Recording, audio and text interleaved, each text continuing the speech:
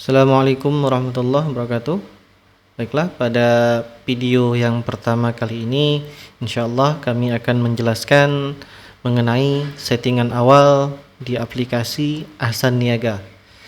Terlebih dahulu mungkin kami perkenalkan bahwa di sini Ahsan Niaga merupakan aplikasi Find of Sales dan dilengkapi dengan sistem akuntansi yang insyaallah tujuan kami ke depannya dan merupakan planning kami ke depannya bahwa aplikasi Ahsan Niaga ini akan selaras dengan prinsip-prinsip syariah tentunya, dimana insyaallah ke depannya kami akan mengembangkan fitur-fitur syariah seperti fitur perhitungan zakat mal, fitur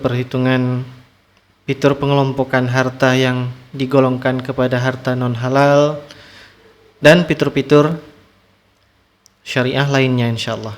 Jadi insyaallah di aplikasi Ahsan Niaga memang tujuan kami adalah mempermudah para pebisnis yang aware tentang atau mengenai masalah syariat.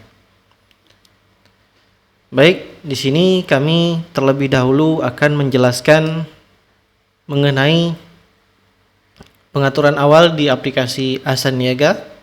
Dan perlu diketahui bahwa aplikasi Ahsan Niaga ini adalah aplikasi software as a service yang berbasis cloud. Jadi pengguna tidak perlu khawatir harus menginstal aplikasi ini di laptop atau di PC masing-masing, dan akan langsung bisa mengakses aplikasi menggunakan akun masing-masing store. Baiklah, di sini kami sudah berada di halaman login aplikasi Ahsan Niaga. Di sini kami login dengan akun kami. Nah, di sini kami sudah berada di halaman utama aplikasi Ahsan Niaga. Karena di sini tentunya hak akses masing-masing pengguna bisa diatur oleh admin. Nah, di sini kami asumsikan diberikan semua akses ke seluruh pengguna. Selebihnya jika toko ataupun bisnis usaha Anda akan mengelompokkan beberapa user yang hanya dibatasi misalnya akses ke menu tertentu. Nah, di situ nanti Anda bisa mengatur hak akses atau role akses masing-masing pengguna tersebut. Nah, yang pertama yang akan kami jelaskan yaitu mengenai pengaturan awal pada menu pengaturan, di mana pada saat awal sekali aplikasi mau digunakan yaitu perlu diatur di profil usaha. Nah, di bagian sini Anda perlu mengatur profil usaha Anda, termasuk jenis usaha apa, kemudian nama usahanya apa, kemudian data-data yang lainnya. Kemudian setelah seluruh data dimasukkan dengan benar, simpan perubahan. Kemudian juga kami sampaikan bahwa aplikasi ini multi departemen, artinya multi cabang. Jika usaha Anda memiliki berbagai cabang, tidak perlu khawatir, aplikasi ini sudah support multi departemen. Nah, selanjutnya setelah profil usaha tersebut disetting, langkah selanjutnya yaitu masuk ke pengaturan akuntansi. Nah, di sini kami juga di Ahsan Niaga support dengan fitur akuntansi. Nah, di mana di fitur akuntansi diperlukan penginputan periode tertentu. Nah, misalnya di sini belum ada periode tahun berjalan, misalnya Anda baru membuat atau Anda baru bergabung dengan aplikasi Ahsan Niaga, itu belum ada periode akuntansi. Nah, selanjutnya Anda bisa membuat periode akuntansi baru. Nah, di sini Anda bisa pilih awal periodenya dimulai dari tanggal kapan dan sampai tanggal kapan. Demikian juga untuk tahun setelahnya. Setiap tahun akan dibuatkan satu kali periode tersebut. Nah, selanjutnya di sini Tidak perlu khawatir untuk akun-akun akuntansi. Jika Anda tidak memiliki basic atau pengetahuan akuntansi, Anda tidak perlu khawatir untuk melakukan settingan akun-akun di sini. Akan tetapi mungkin Anda perlu mengubah nama-nama akunnya. Nah, di sini Anda bisa melakukan penyesuaian dengan cara diubah. Nah, seperti ini. Adapun pengaturan akun tetapnya di sini kami sarankan tidak perlu diubah lagi. Jadi biarkan seperti ini, sekalipun bisa diubah, kami sarankan untuk tetap seperti ini posisinya supaya sistem tidak salah dalam menghitung masing-masing akun. Nah, selanjutnya yaitu ke bagian penomoran transaksi. Nah, di penomoran transaksi ini Anda bisa mengatur format masing-masing transaksi yang dilakukan oleh toko atau store Anda. Nah, di sini misalnya saya akan mengatur format penomoran transaksi untuk penjualan misalnya saya mau ubah di sini formatnya misalnya SL, kemudian saya mau ubah digitnya misalnya di toko saya atau di store saya itu transaksinya masih di bawah 10.000 per hari misalnya seperti itu. Misalnya, nah di sini kami di sini saya buatkan 4 digit saja.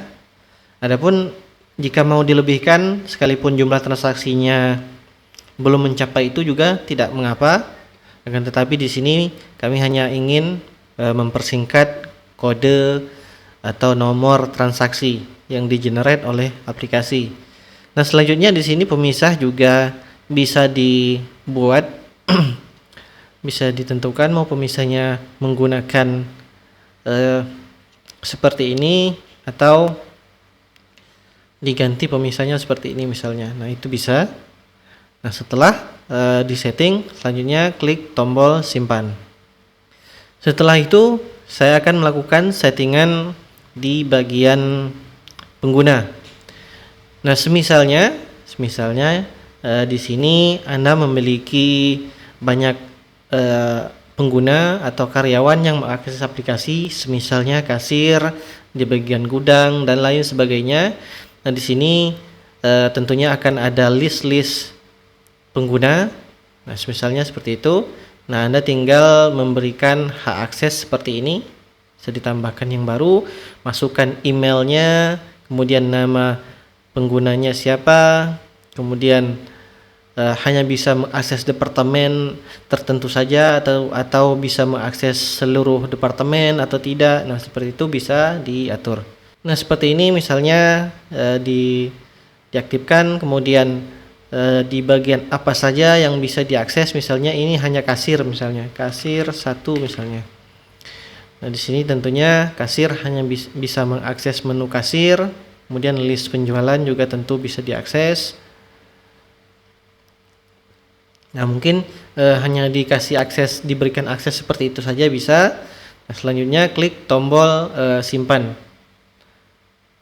Nah, di sini karena usernya sudah ada, nah di sini saya ubah usernya ke ini misalnya. Nah, di sini selanjutnya saya berikan akses hanya ke departemen second misalnya. Nah, di sini selanjutnya klik tombol simpan. Nah, selanjutnya sistem akan mengirimkan username dan password untuk masuk ke dalam aplikasi. Dan tentunya username dan password ini bisa di reset tersendiri oleh masing-masing pengguna. Sebagai contoh, untuk yang sudah masuk di emailnya akan terlihat seperti ini. Nah, di sini username dan passwordnya bisa diubah. Kemudian selanjutnya setelah tadi melakukan settingan pengguna, selanjutnya di bagian settingan awal juga diperlukan untuk pengaturan metode pembayaran. Nah, di sini untuk mengatur apa saja metode pembayaran yang tersedia, diklik tombol metode pembayaran. Nah, di sini misalnya memiliki metode pembayaran transfer, transfer manual maksud kami. Dan di sini bisa dimasukkan. Kemudian yang tentunya yang tunai juga secara otomatis nanti di awal akan aktif.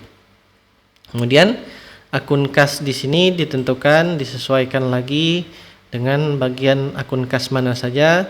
Lagi-lagi akun kas ini sumbernya dari pengaturan akuntansi, kemudian di akun perkiraan. Nah, di bagian sini di bawah akun kas ini bisa Anda tambahkan, misalnya ada akun kas yang lainnya, misalnya kas BSI misalnya. Nah, seperti ini dibiarkan posisinya di debit dan disimpan seperti ini. Barulah nanti akan muncul di bagian sini. Nah, seperti ini. Nah, di sini jika sudah mengatur nomor rekening masing-masing disimpan, dan selanjutnya mengatur di bagian item stock. Di sini di bagian item stock yang perlu diatur yaitu satuan, jenis item, dan rak penyimpanan. Nah, yang perlu diatur hanya di bagian jenis item saja. Adapun di bagian satuan ini secara default atau bawaan ini sudah dibuatkan langsung oleh aplikasi, jadi bisa digunakan langsung. Adapun jika ada satuan selain ini, Anda bisa menambahkan satuan tersebut. Nah, di sini juga jenis item, jika ada jenis item yang lainnya, Anda bisa tambahkan jenis item yang selebihnya. Kemudian juga rak penyimpanan juga Anda bisa tambahkan rak penyimpanannya, kode rak. Kemudian yang wajib itu adalah nama raknya. Nah, setelah ini seluruh pengaturan awal sudah dilewati, dan selanjutnya barulah masuk ke bagian pengaturan yang lainnya. Demikian, jika ada pertanyaan dari video yang telah kami jelaskan mengenai tutorial pengaturan awal ini, jika ada pertanyaan silakan bertanya ke kami melalui kolom komentar atau langsung ke kontak nomor customer support. Demikian, wassalamualaikum warahmatullahi wabarakatuh.